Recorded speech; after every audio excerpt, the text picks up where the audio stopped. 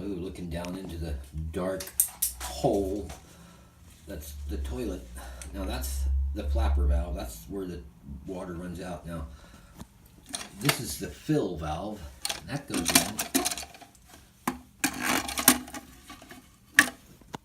The top of that valve there is going to be equal to the top of this. So you're going to have to cut this to fit your toilet. Now this one is it's 7.5 something or other. It's liters, quarts, gallons, I don't know, but it's the 7.5 mark there, and that is the same as the one that's over here on this side. Maybe a little bit higher. Looks like it is a little bit higher. I might have to adjust that. We'll see how that goes.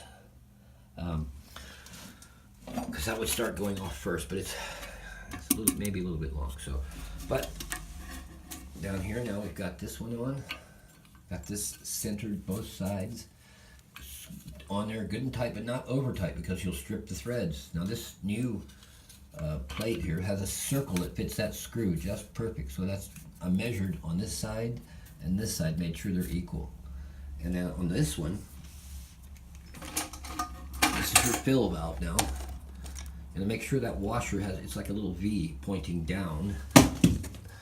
And when you put the nut on, if I drop the nut, that's what I wanted to show you. Yes, it's down there. It is down here. I call this a self-centering nut.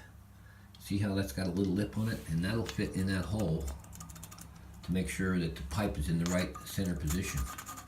So that's what you do with that. Again, don't over tighten it. I'd like to see a metal shank on these things, but it's plastic on that one down there, so we should be okay. You just got to make sure you don't strip those threads when you're putting it on.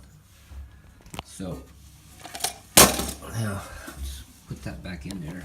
I just want to look at that height again. I measured it. I measured 20 centimeters. Ooh, to there. 20 centimeters to here. I thought I measured 20 centimeters to there. I'll use my 99p wrench socket thing. So that's 20 centimeters there too. Can you see it? 20. Oh, it's 21, isn't it? So I need to chop that off a little bit before. I think I can cut that right there with my little mini hack without having to undo it. So I think that's what I'll do. Take a little bit off that one so those are equal and everything's going to flow out of there at the right time.